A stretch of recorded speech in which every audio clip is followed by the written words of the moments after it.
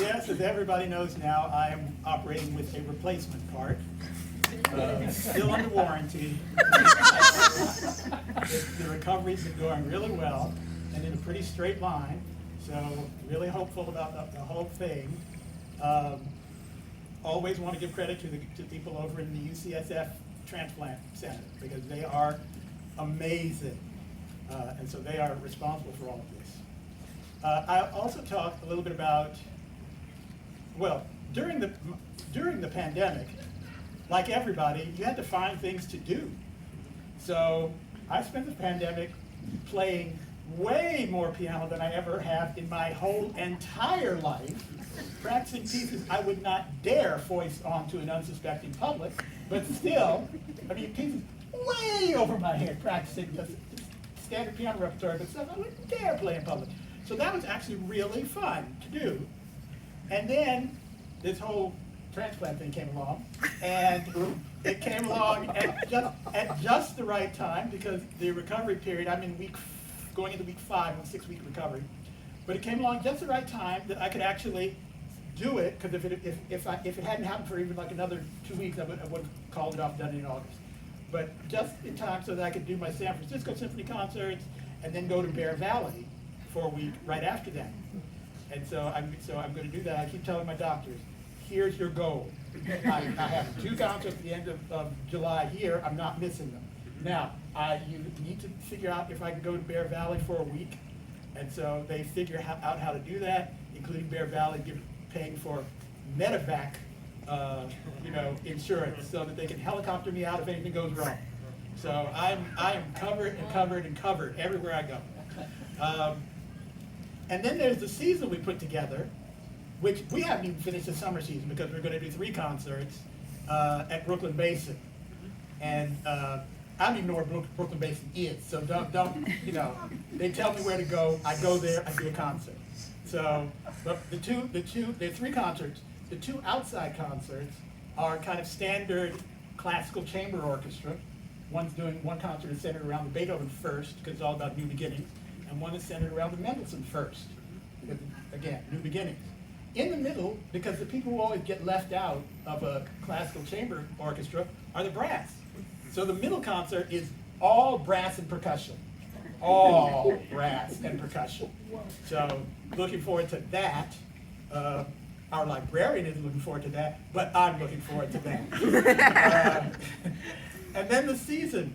As we put together the season, we tried to figure out, okay, what from last year can we do? What do we need to do from this year? I thought it was going to turn out to be kind of a mishmash season because we had to sort of put together so many odds and ends of leftovers, etc. It has turned out to be really spectacular. I mean, we are starting with a program that's a thank you to our donors. That is about the most classical program the Oakland Symphony has ever done. Who's the first one? Why am I blanking on his name? Taylor?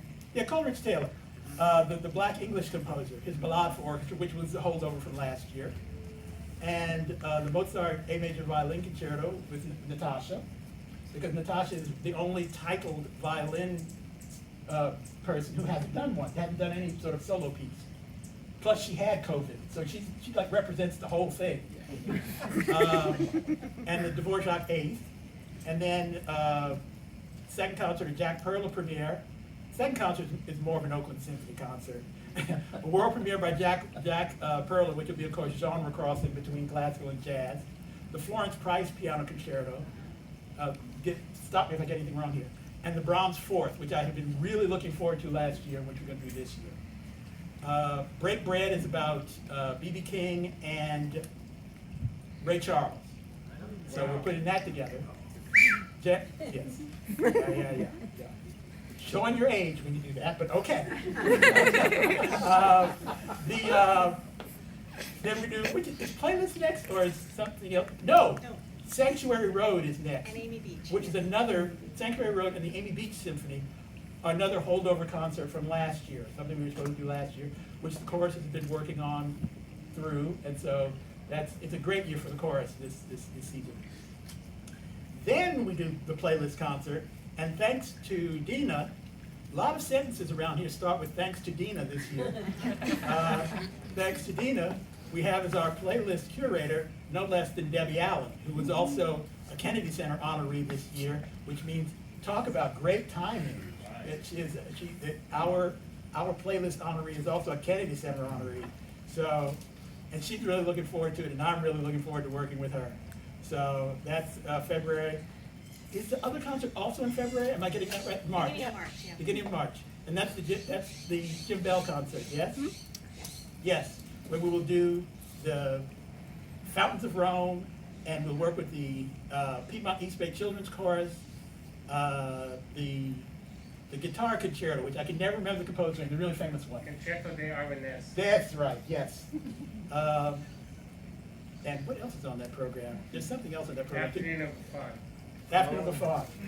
That's an Oakland Symphony program, because at the last rehearsal, the orchestra will inevitably ask me, what order are we playing these pieces in? Then that's February, or that's March. End of March, Beethoven. Oh, end of March, Beethoven. That's where the two of them. Okay. End of March, Beethoven Eroica, and one of the winners of the Sphinx string competition, which is in Detroit every year. Unusually enough, one of the winners this year, and my favorite of that particular competition, was a bass player. So there will be a bass concerto on that concert. I've never heard that in my life. Yeah, yeah. I Sounds like a warning. I actually said, I heard the finals online, of course, and the winner, I think, was cello violin, one of those things that everybody does all the time. And I actually thought that this kid should have been the winner. And so we're allowed to pick whoever we want. And so I brought on this bass kid to play a concerto, because you just never get that. And then the Beethoven Eroica is on that program. April, we're of course off like we usually are. I'm not, because my Gateways Festival Orchestra, the All African American Orchestra, is playing Carnegie in April, and it's the first all-black classical ensemble to ever play in Carnegie. How is that possible? So, and then I'm going to stay in New York an extra week. Michael, we have actually reserved 30 seats because we would like for Oakland Symphony to have an entourage there to support you and the orchestra. So reserve some dates, everybody. You're going to New York. And I was telling Dina, because now I have 2 weeks after that, and also Afrocentric program with the American Composers Orchestra. I'll be in New York anyway, so if they time it so that from the concert after, we can do some Broadway stuff that I can go to, because I have the week off after that. So I will go with you to see shows. So looking forward to that. And then in May, we do the Verdi Requiem with the chorus. So it's a really good year for the chorus. It's turned out to be a really spectacular season. So I'm just happy with the way everything has turned out.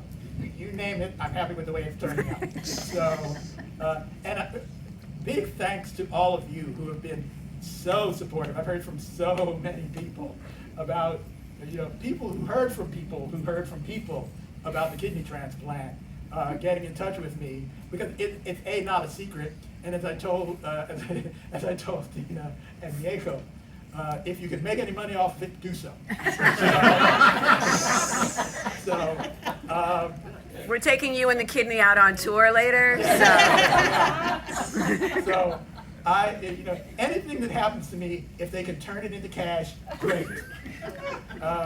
So anyway, thank you all for being supporters for all these many years. I can't believe it's 30, but that's what they tell me. So here's to 30 more.